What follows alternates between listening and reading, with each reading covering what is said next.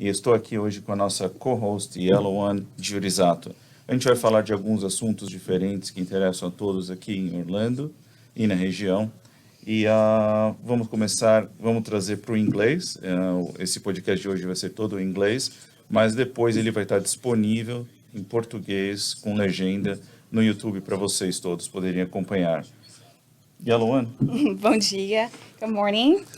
So we're honored to receive here today Orange County Mayor Jerry Demings. Jerry, thank you for coming. Jerry oversees over 8,000 Orange County employees and $4.9 billion budget as a county executive officer. Jerry, thank you very much for being here with us today. I think, I guess to start, we should tell our viewers a little bit about your story, what you've done for those viewers that don't know your story. So if you can tell us a little bit. All right, I'll be glad to. First, let me just begin by saying bonjour. Bom dia. This is home for me. I was born and raised right here in Orlando. And so I've spent the last over 41 years in public service, although growing up here, I grew up in a working class family, blue collar, working parents, and went off to college and got a degree in finance and accounting and moved back here to start my career as an accountant. Nice. And transitioned out of that 41 years ago into law enforcement. And I spent almost 38 years in law enforcement and then transitioned and went into politics, more to speak, and ultimately became the Orange County mayor. Wow. Nice. Yes, when I moved here, I think at that time you were the chief of the sheriff department. So I was chief of police in Orlando from 1998 through 2002. And then I retired from the Orlando Police Department after 21 years, and I became a deputy county administrator and director of public safety for the county for 6 years, about 6 years, and transitioned into becoming the Orange County sheriff.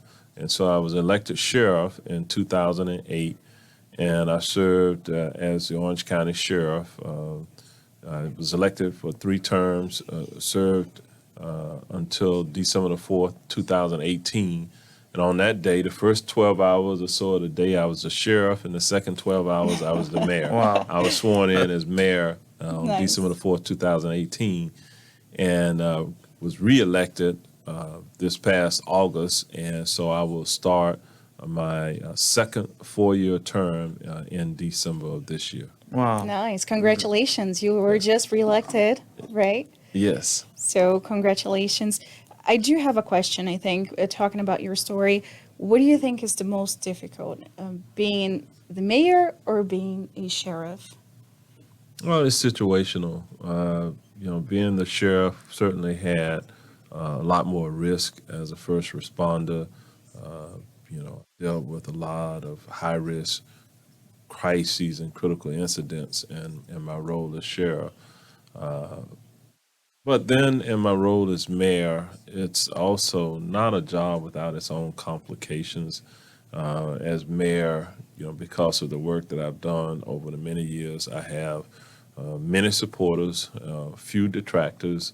That makes it even somewhat of a job that carries a certain amount of risk because of it being a high-profile position. My wife, of course, also serves in a high-profile position. She serves in the United States House of Representatives, and because of the various roles that she has played over the decades of her public service, there's a certain amount of risk for her as well. I imagine. And she's running for the United States Senate at this point. So we're a family of service. In terms of which job is the most difficult, sheriff or mayor, at different times in my life, I would say that they both came with their challenges and their rewards. But I like being the mayor. The breadth and scope of being mayor is bit far more reaching than being the sheriff. Sure.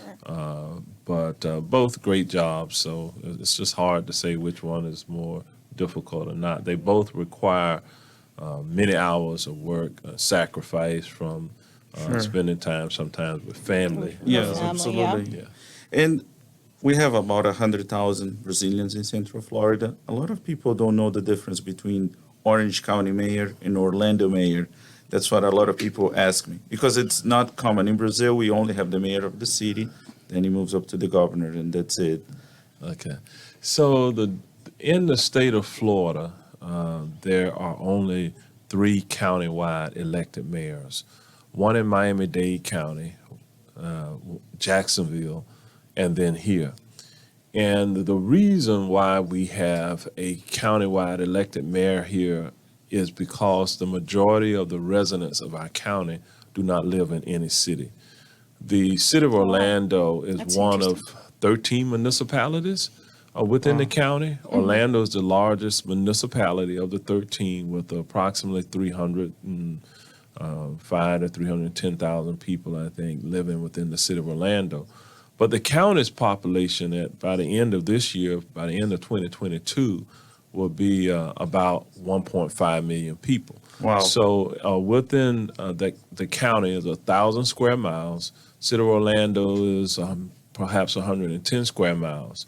So the county, the city of Orlando is the county seat. It sits somewhat in the middle of the county. At 110 square miles, the county around it, however, is over 900 square miles. So collectively, the county-wide jurisdiction for the mayor is about 1,000 square miles, and so the smallest city in Orange County is Lake Buena Vista and Bay Lake. They have very few residents. Probably. So Lake Buena Vista is considered a city on its own. It's a city, Oh, wow. and so is Bay Lake. And the two of them combined probably have less than 60 residents, 60 Wow. Oh, wow. residents. Wow. So the second largest city in Orange County is the city of Apopka, with approaching 55,000. So you go from 300,000 plus in the city of Orlando to 55,000 to down to these two very small cities. So in terms of the county,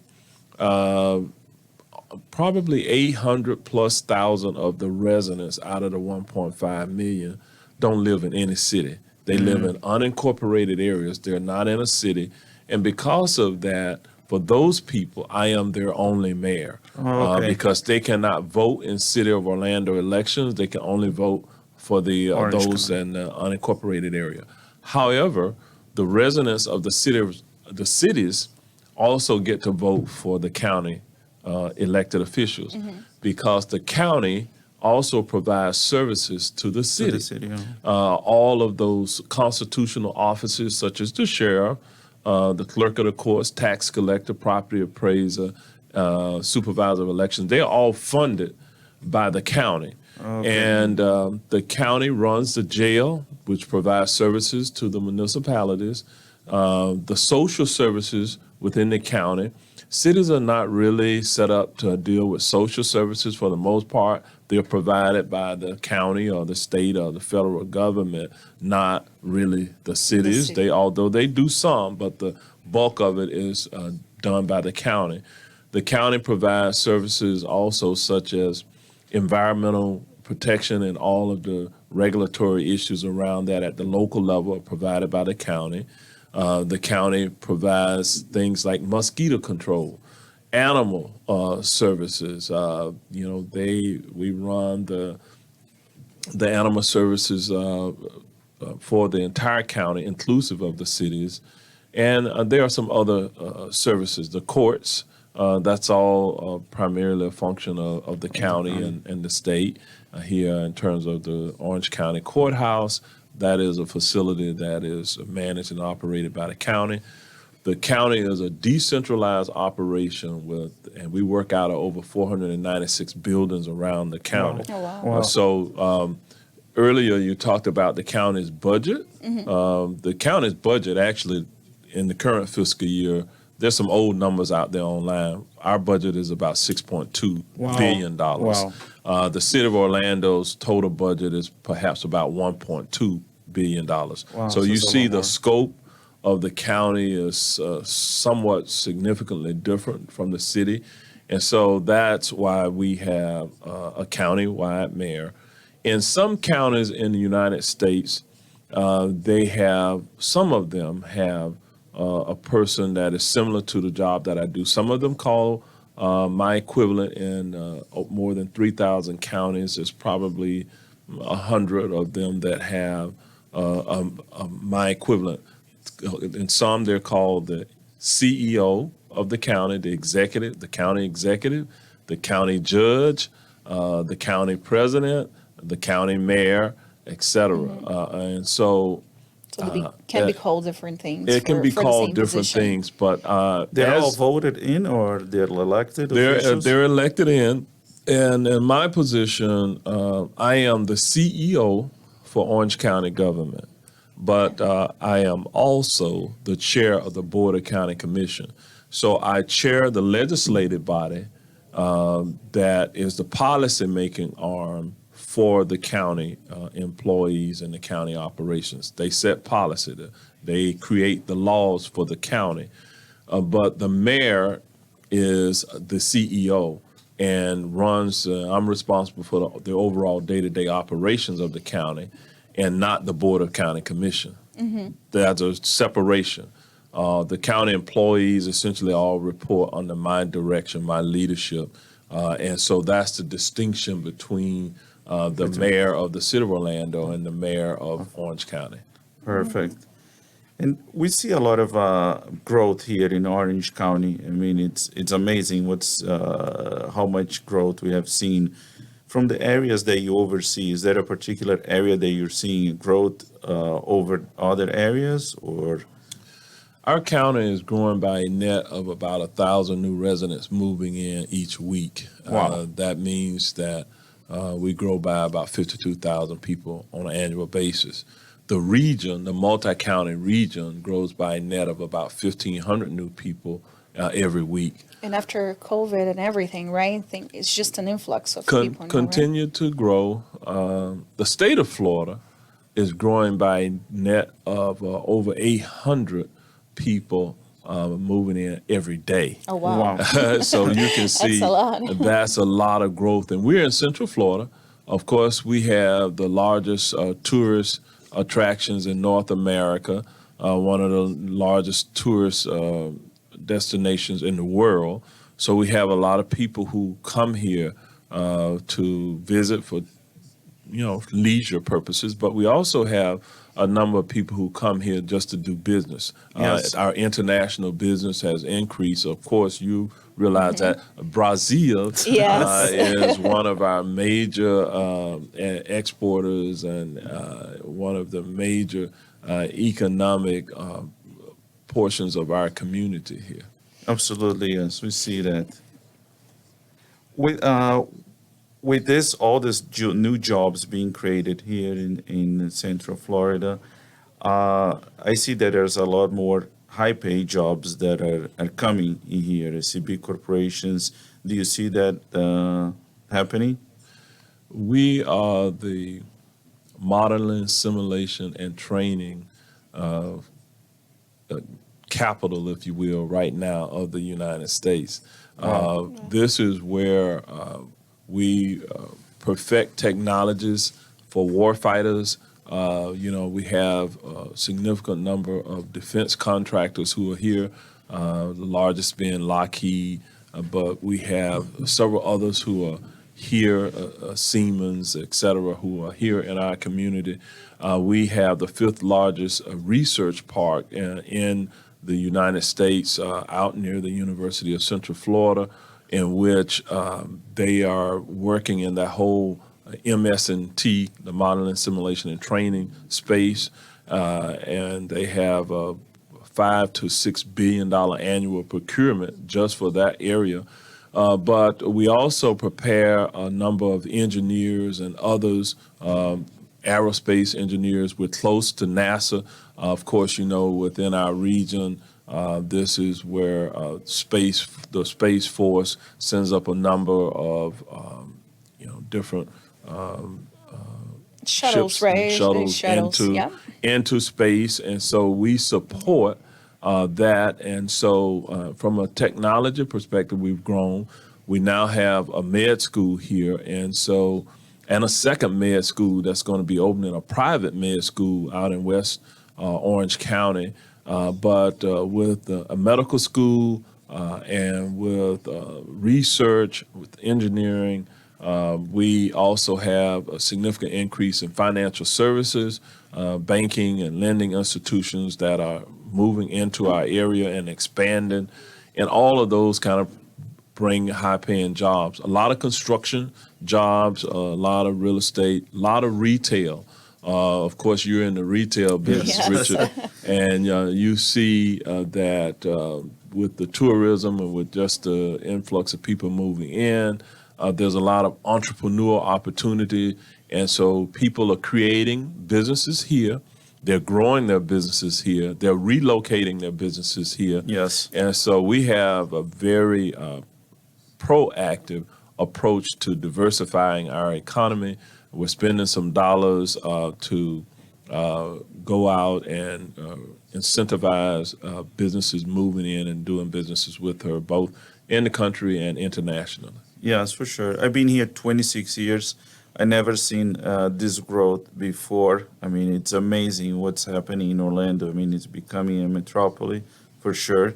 I think you've been doing an amazing job, especially seeing after Corona, everything we went through. I mean, it's a miracle that how fast we bounced back and things growing so fast now in every way possible. Businesses, real estate, everything. I think this is like the center of the world, to be honest with you. And with this population growth, we need new schools. I mean, there's a lot of new challenges, transportation. I know we have Lynxes here, and their buses are great, but we don't have enough for sure. I think we can improve a lot of that. And I know that you've been working a lot on a new transportation proposal. I just wanted to understand a little more about that. Absolutely. I kind of set the predicate for the population, the tourist visits, the business development that is occurring within our community. That's bringing a lot of people here. And we need a more efficient way to move all of these people around. And you're correct. Out of all the metropolitan communities around the globe, from those in Sao Paulo to London to New York, Los Angeles, Paris, one thing that they all have in common is they have a multimodal system of transportation.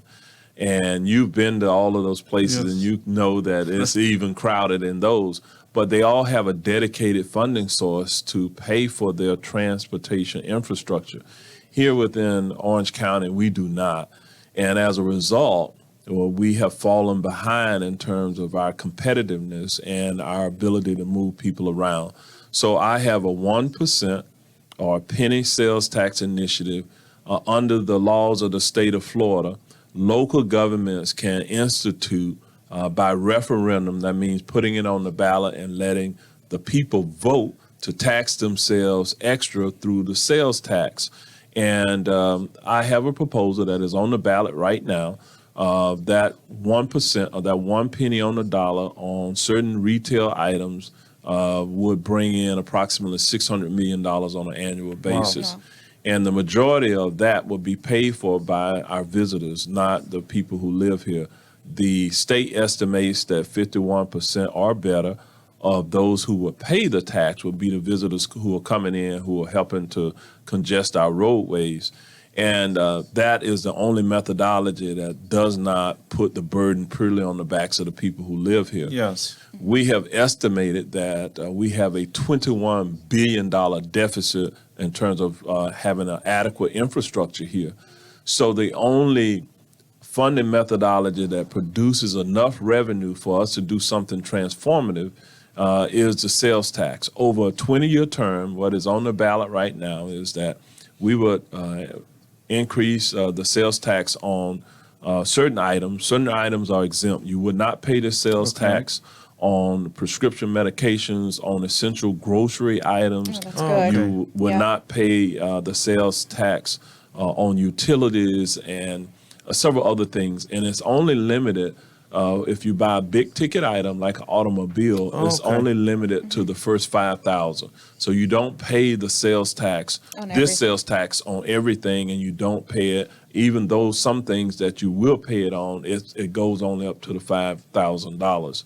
And so what we will be able to do is expand our commuter rail system, which is Sunrail here. Today, Sunrail is a 61-mile corridor that essentially runs north through south in the region from Ponciana in Osceola County all the way to Deltona in Volusia County. So it goes to Orange, Osceola, Seminole, and Volusia counties.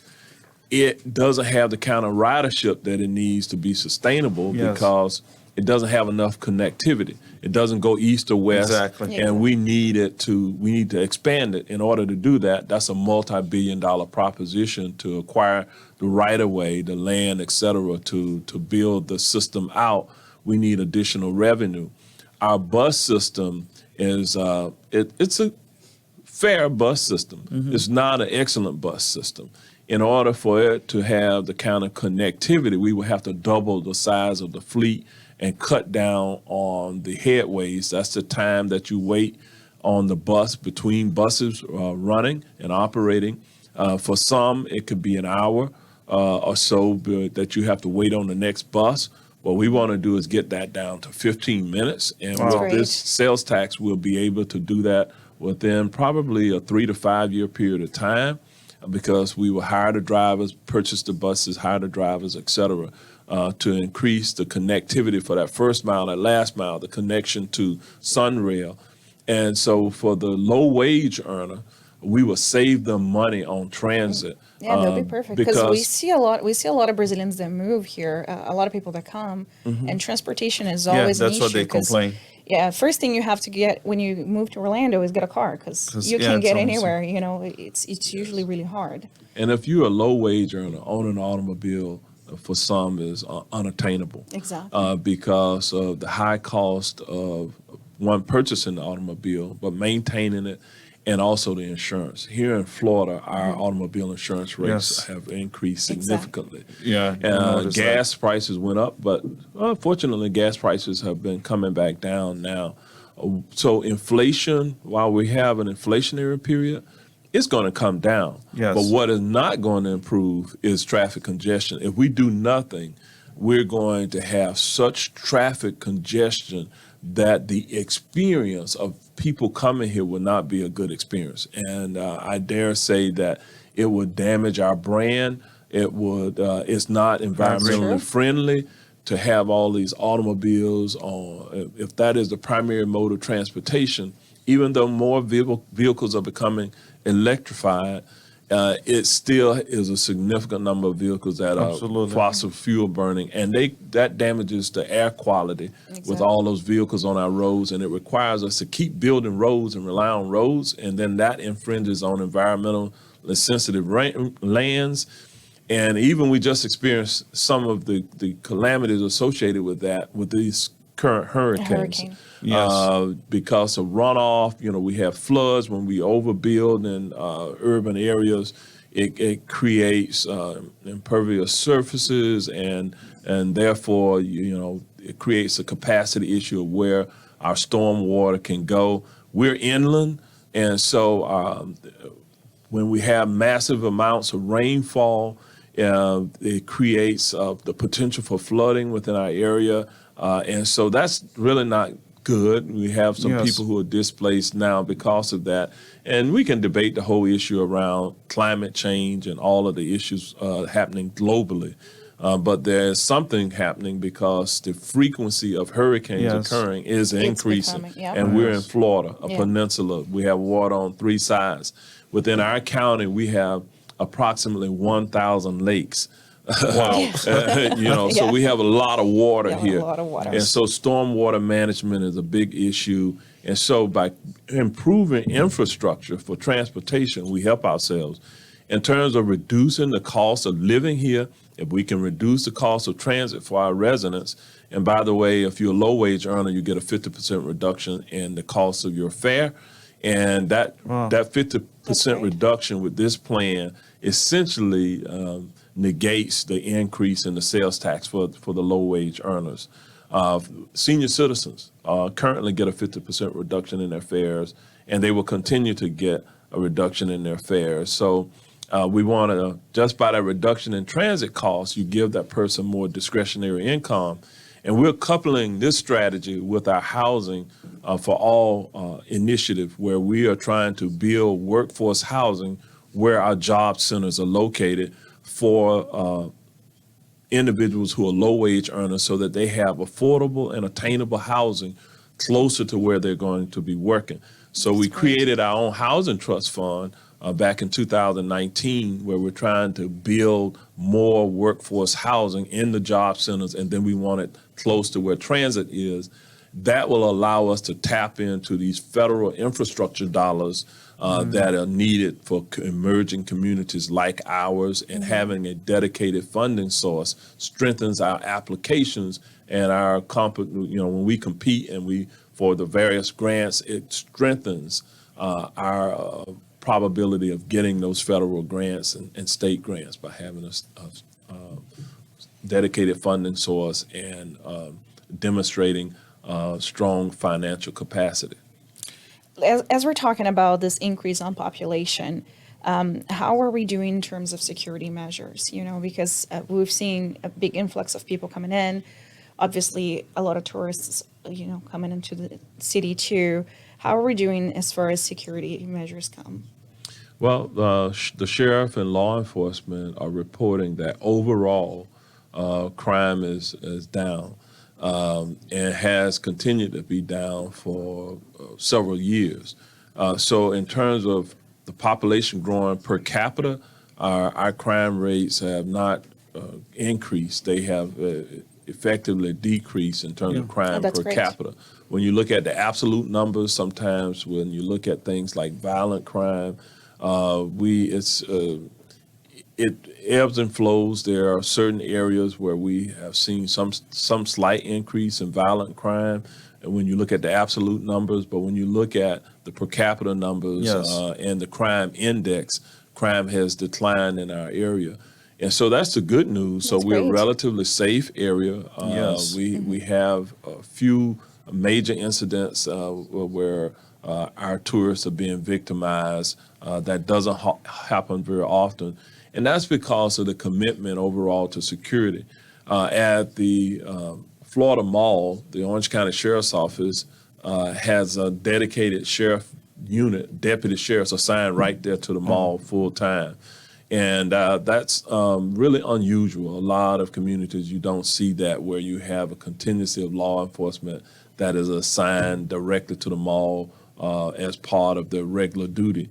When we look at our major theme parks, they all have their own security.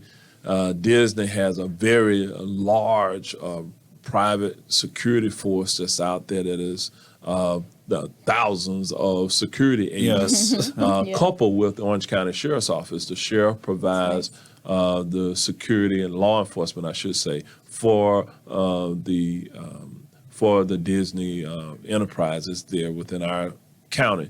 So we all take that very seriously, and from a funding perspective, we fund public safety. Public safety is like 40+% of the overall county budget of that $6.2 billion. We spend about 40% of it on public safety related issues. That's a lot. Police and 40%. fire and courts and corrections. We spend about 40% on public safety. There's something that people ask me, because some people are here, they're waiting on a visa, or they out of that 100,000 Brazilians and people from other ethnicities, they ask me about a community ID. I don't know if this is something federal that needs to be decided on a federal level. Is something that it's a reality one day in Orange County, or What do you think about that? It's a complicated issue for a local government to provide IDs for undocumented persons who are entering the country, because we cannot access for those purposes. We cannot access immigration databases Yes. to kind of validate who a person is. So essentially, that is a federal and a state matter. Law enforcement, in some rare circumstances, can access the database if that person is suspected of committing a crime, et cetera, et cetera. But for general purposes of issuing identification, we cannot access the appropriate databases. In some communities, there are community-based organizations who issue IDs. Some of our local consular offices do issue IDs for their citizens who may be in the area. And that probably is the appropriate place. Although we have an organization here, not-for-profit, called iDignity, and iDignity works to provide some local identification, but it's not being done in partnership necessarily with the local governments, the county and the cities, for the reasons that I shared with you. And I will tell you that the reason I say it's a complicated issue is because there are some persons who we know infiltrate our country who are, they mean harm to the country. Exactly. We have been the subject of a terror attack, Yes. and on June the 12th of 2016, over 6 years ago, we had a terror attack in our community by an individual who, had a lawful immigration status, Wow. but was in communication with others who were not. And so Wow. we have bad actors who sometimes come into our communities. And so what the country has to do is balance Yes. this desire to be open and welcoming to people from around the world. I think that's the strength of America, but also at the same time to not make itself safe, more vulnerable. And we have to do it in a safe manner. And so those conversations are continuing about how we may be able to improve and work with individuals to get identifications. Around the country, there are some communities that designate themselves as sanctuary communities. Yes. We are not a designated sanctuary community. However, we have been celebrating the broad cultural diversity from around the world, and we will continue to do that. We just want to make sure that we do it in the right manner. The state of Florida, I don't have to tell you, but the state of Florida, they say that it's approximately 11 million or so undocumented persons Wow. in our country. The state of Florida has about 1 million of the 11 million. And so our borders, because we're a peninsula, we have people coming in from the Caribbean and others who are not following the processes. We have, if you are here lawfully, there's a lawful, legal way for you to get identification. Yes. The conversation about identification really is one that is more centered on persons who are undocumented, meaning that they're here unlawfully.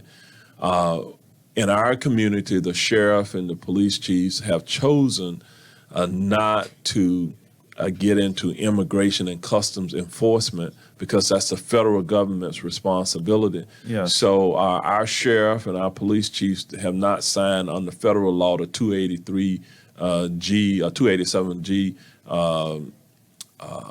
agreements that would allow law enforcement to do enforcement, federal immigration enforcement. To act like ICE, for instance? Like with ICE. So our here in Orange County, our local law enforcement agencies are not part of doing immigration and customs enforcement. There are communities in Florida and around the country where the chief law enforcement executives sign these agreements, and they can actually do federal ICE enforcement. They have to go through a training program. And in those circumstances, those law enforcement officers on the street can directly access the ICE databases. Oh, okay. But that's not the case here. They can only do it for some very limited reasons. Yes, we used to see a lot of that, more of that happening in the past administration, federal administration, than now. I used to hear from people getting arrested here and there. Now, unless there is a reason, I don't hear that as much, unless somebody doing something wrong. Obviously, then they need to be arrested. But so interesting to know that the local police did not sign that agreement. Interesting. With the shortage on employees, as we've seen, it's after COVID, it's been crazy finding employees anywhere. Do you foresee an increase on this visas, working visas for other countries, trying to bring some labor into Orlando? I believe that conversation is ongoing within Congress, and the short answer is yes. We have individuals who are here Florida remains, by the way, a significant agricultural state. We grow a lot of produce and products and cattle and et cetera. And because of that, we rely on migrants from around the world to come in to do some of the work. And so they can actually come in and work during the various seasons here within Florida. We could not get our produce to market without the assistance of immigrants and migrants who are working here. But again, there's a process for them to do that, to do it lawfully. In terms of, in terms of our service industries, at our hotels, I dare say that within our hotels here, probably 80 to 90% of the service workers are immigrants. They're from around the world. And that being a multicultural community, it requires a certain relationship with countries from around the world to get our workers here. But there's a process for that, and so that is growing. With the recent hurricane that affected Florida, with Hurricane Ian, there are some people from Southwest Florida who find themselves in need of relocating housing. So already we are seeing some persons who are coming from within the state who are moving into our area. For the employers, I believe that that is going to create an opportunity for employers to gain some of those workers.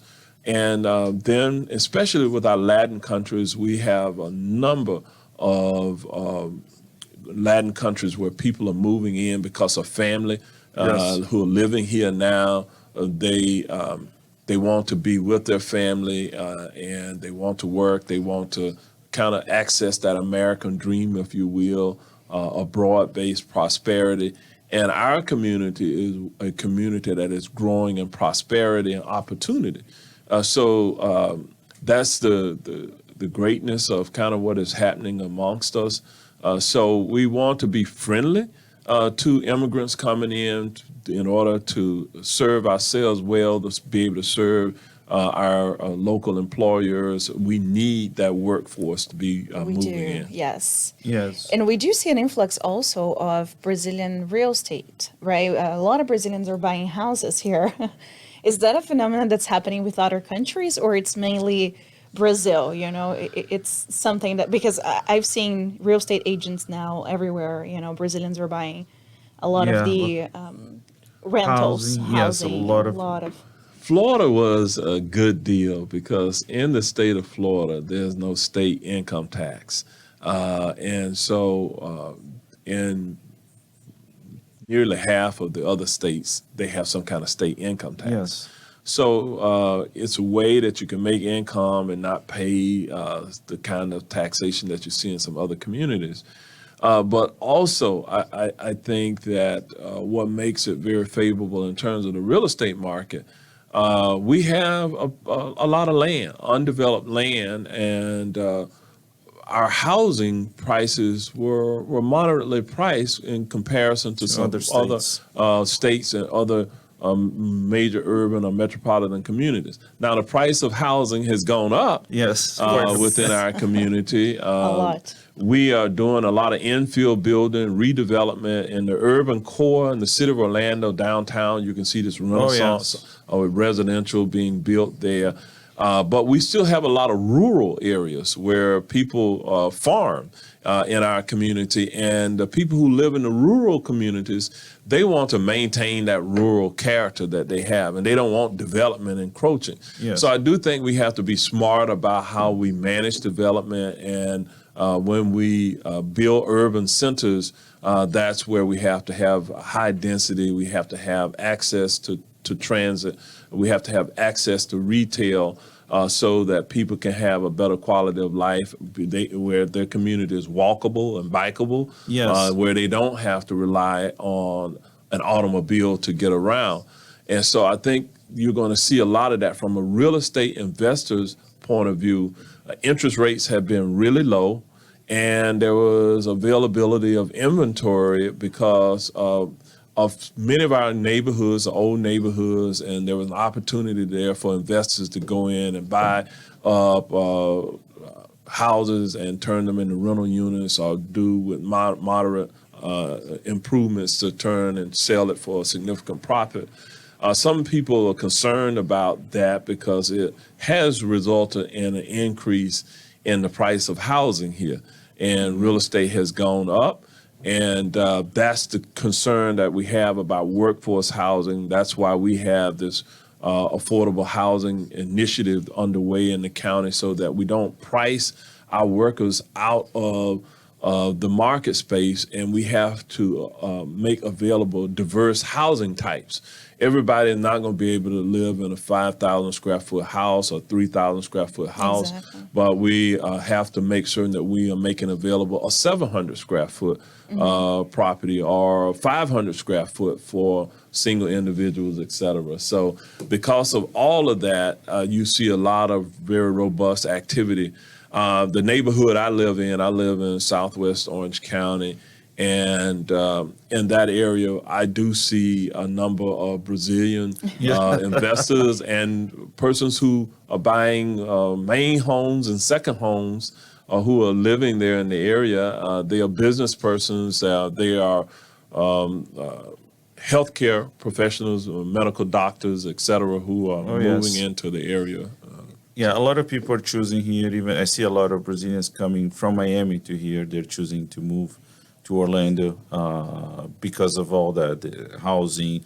They can get a lot more compared to what they get in Miami, and it's very attractive in general. I have a lot of friends from Miami saying, I'm tired of traffic and all of that. I want to move to Orlando. Yeah, it's, we're very blessed. The city, we're very blessed to live here. We all are, for sure.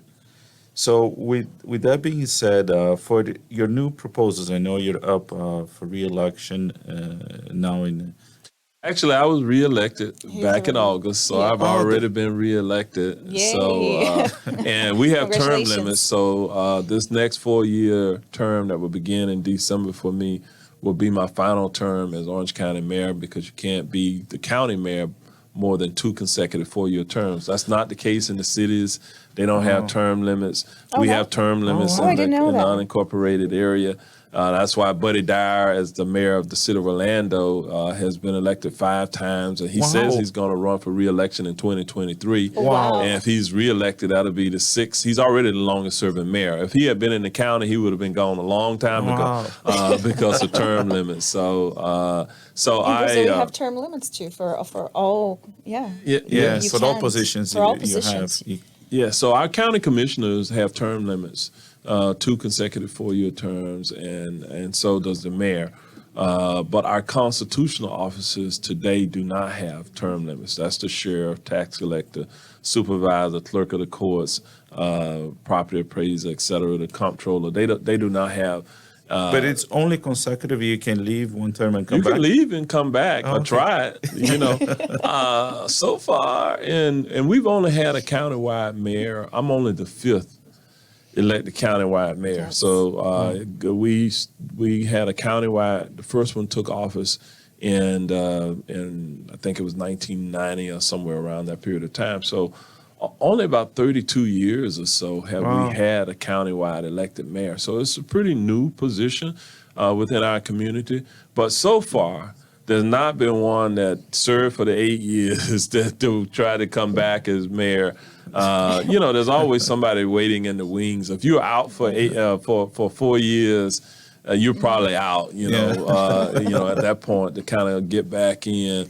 And for me, I've had a wonderful career, so I'm not looking to do that at the end of my term. I'm not sure if I'll seek some other political office or I'll just retire. I'm not getting any younger. I can retire. I'm eligible. I can draw Social Security right now if I wanted to. So it's not about the money for me anymore. It's about the service. It's about, can I make a difference? And I have chosen to stay in the arena for that reason, to try to make a difference in my hometown, in my community, to make it better. So we I appreciate that. We thank you for that, for all those 40 years of service. Yes. I we- know I don't look like it, but no. You don't. We've seen it firsthand, everything they've done, especially during Corona, which, was probably, we didn't have anything like that ever in history, especially modern history. And to be there, I was looking at you and say, wow, it's amazing to be going through that. And, we went through a lot, especially in Orlando, that we rely so much on tourists. And one day they closed the airport. That's it. What we're all going to do. So it's pretty amazing to see, everything you did. I'm a crisis manager, and over the decades of my service, there's this verse in the Bible, 1 Peter chapter 5, 1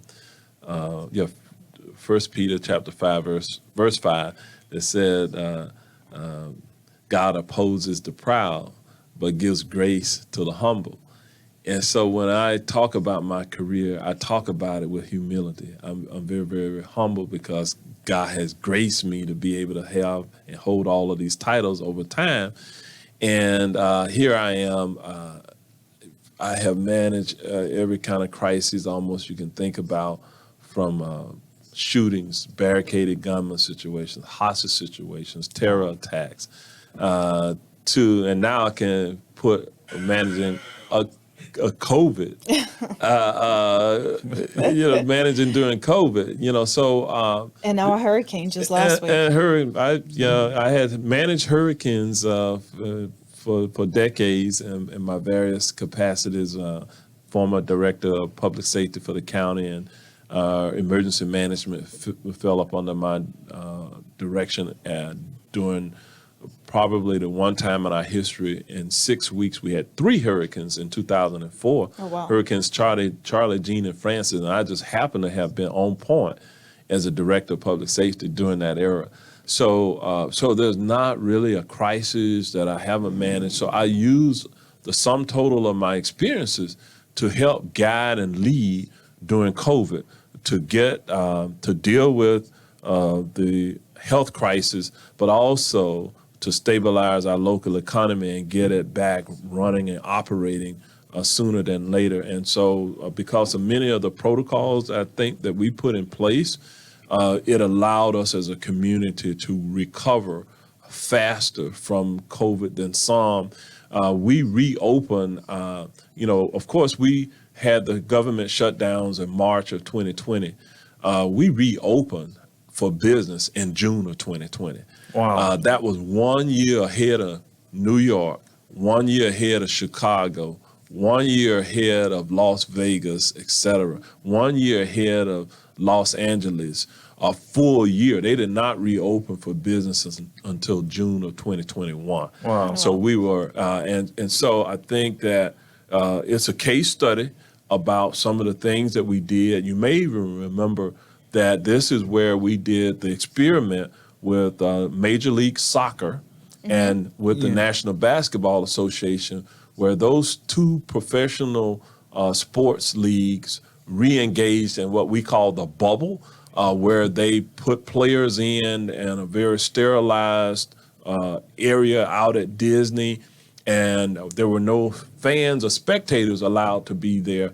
But the players had to go through these rigorous daily testing, and they had to get vaccinated and all these other things. And they were able to re-engage, and we all were able to watch the sports from around the globe because of what happened here with that experiment that allowed those professional athletes to re-engage with their competitions.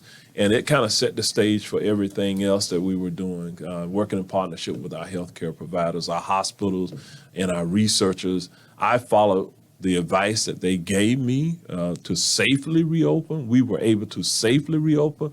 We had the nation's first major conventions right here when other convention centers were closed. That stimulated business opportunity. People were staying in our hotels, and that was bringing commerce back here far ahead. And so this year in 2022, with our tourist development tax receipts, we have set record numbers. We have collected more tourist development tax than we ever have in the history since we've been taxing the tourists who sleep in our hotel rooms for the last 40 years or so. We set records. Wow, amazing. Yes. That's amazing. We don't meet a lot of people from Orlando, from this area. They were born here, and you've been here your whole life. When the hurricane was coming last, I think it was 2 weeks ago, we had a lot of celebrities in town, and people were calling me. They're like, "What should they do? What should they do?" Everybody was panicking, and like at that point, do you think we have if being at home, do we have a real danger? Like something can happen. Have you seen something terrible happen to Orlando or no? Well, it can happen. It really depends on the track of the storm. If we were going to get a direct hit from a major Category 1 or above storm, depending upon the size and the track of the storm, evacuating becomes the reality for many. There were some communities and here that we strongly recommended that the individuals evacuate because they were known low-lying areas. And as I said, we have approximately 1,000 lakes in our county. We have rivers and other water creeks like Shingle Creek and others that move through our area. And that water has to go somewhere. So we knew with low-lying areas, with the amount of rainfall that was being projected, we were going to get flooding. If in some areas, one in West Orlando, they have 4 feet of water in their neighborhood and into their homes. Well, there was videos on the internet on Dr. Phillips Boulevard, people, on their boats. Yes. So if you live in an area, you live on a lake, and you know that it's likely going to flood, it's better that you get out of your home because it becomes unsafe, because your electric is going to go off, and even if it didn't, you're in an unsafe environment, you could get electrocuted. So it's better to evacuate. So listen to your public officials and what they tell you. And of course, down in Southwest Florida, we knew some of them probably should have evacuated. They were told to evacuate. There were mandatory evacuations. But mandatory is kind of a misnomer because the police, if they tell you should evacuate, they don't go into your home in our country and pull you out of your home and say you're going. It's still a choice.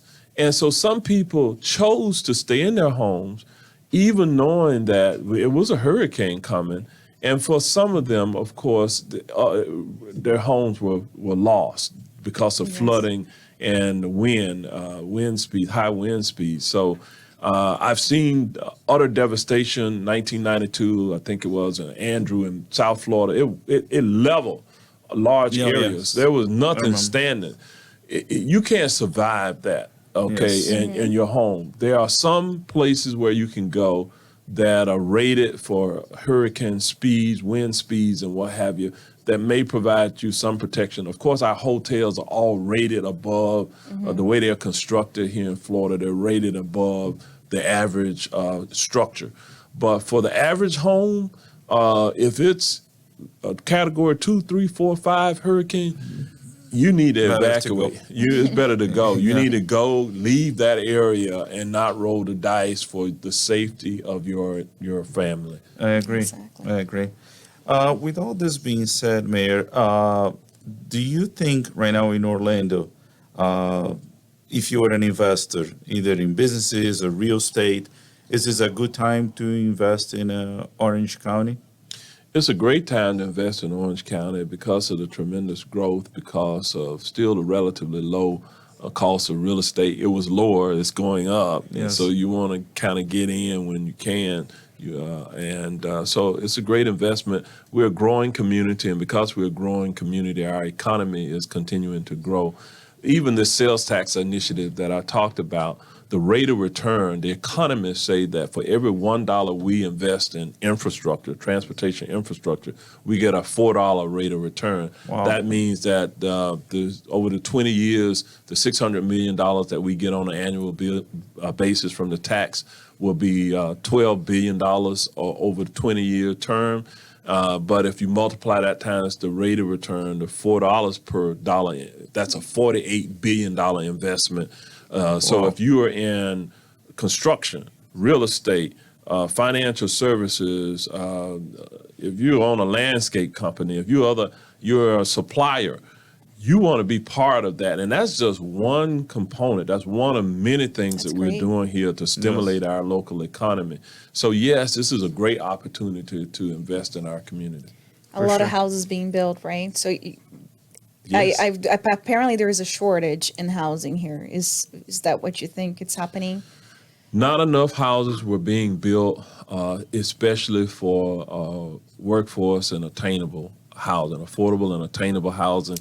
That was attainable. That's kind of like that missing middle. Not enough of that was being built. So we do need investors to kind of invest in that space.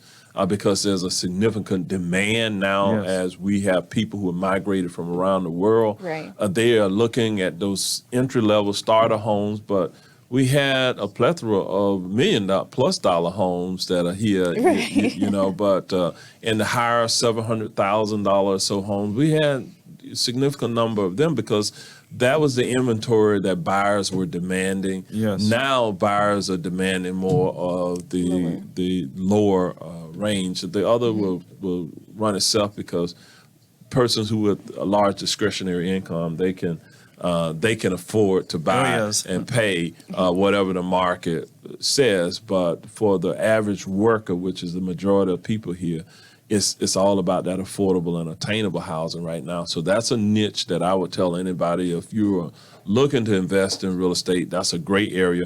Mixed use development is best, because where we have housing and retail all right there together, that's the kind of amenities that people want to have today. They want to be able to walk. They want to be able Yes. to exercise. Exactly. They want the retail, the grocery and everything. They want it close by. And so what my observation is, that is where a lot of the real estate activity is really booming in our community. Yeah, absolutely. We also own a company that manage homes, and we have great returns for our investors. We see that even with the housing pricing going up, still the return is really significant compared to other investments. So I couldn't agree more. I think it's a perfect timing. And even though our prices went up, still significant lower than other places. So I couldn't agree more. Getting it built is a challenge because of supply chain issues, but I think globally the supply chain issues are going to kind of stabilize Yes. eventually, and we'll see pricing begin to stabilize as a Yes. result of that. I Of course, agree. the feds are raising the interest rates to slow down the rate of inflation, and they pretty much have done it. Yeah, When they've mortgage done it. rates going up to 6-7%, Oh, yeah. when they were down at 2-3-4%. That slowed down. People are going to wait and say, Yeah. wait a minute. Exactly. Let me try to wait till maybe next year, 6 months, 9 months, and see where the economy is before I kind of venture out here and get this high mortgage. Exactly. That's true. Perfect. Thank you. So do you have any more questions? I don't have any further questions. Do you have any questions for us? No, but let's just thank you all for giving me the opportunity to come and share a lot today. I just want to remind people that We hope you see fit in our growing community to vote on between now and November the 8th for that penny sales tax. It's a significant improvement needed in our community to build infrastructure. When do we need to vote? November? Voting has already started. Vote by mail has already started. Election day is November the 8th. So because vote by mail has already started, it's now to November the 8th. Okay. You take a look at your ballot. The 1% or the 1 penny tax is on the backside of the ballot. And by the way, even with the 1% increase that we're talking about, it will be the same rate as in today in Osceola County. Orange County has the lowest sales tax in the region. Yes. Lake County is 7%. Seminole County is 7%. Orange today is 6.5%, and so we had a lower. So with a penny, 1%, it'll go to 7.5% or 7.5 pennies on a dollar, and we'll match what it is in Osceola County with that increase. So, but we're the hub of the region, and a lot of people are dependent on us to do well and improve transit for our community. So we're asking everybody to consider voting for it. It's been endorsed and supported by not only the business community, almost every chamber has endorsed this. The League of Women Voters has endorsed it. It has been endorsed by the workers. The AFL-CIO, the labor unions have endorsed this. Of the 13 municipalities, 11 of the municipalities are going to participate in the sharing of funds, and I think we have maybe all but one or two that have by resolution endorsed this sales tax. And so it is a broad-based effort that we have underway.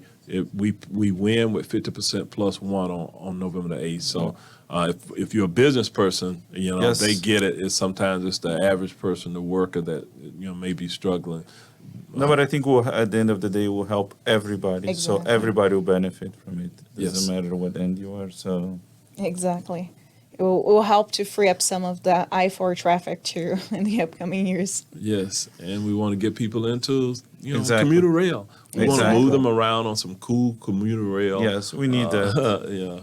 At a very affordable cost. Yeah, Not- we deserve that. Yes. Just to close up, not that we're talking about railroads and everything. What about the transportation that's coming from Miami? How is that? So Brightline will be connected to Orlando via a high-speed rail that will be at the Orlando International Airport.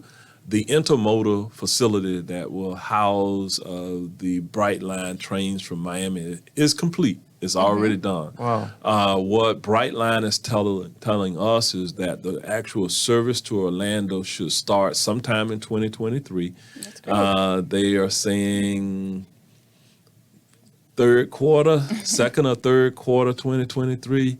We'll see if they are on schedule. They too have been impacted by supply chain issues as We well. all have, right? And so we'll see when they actually start the service.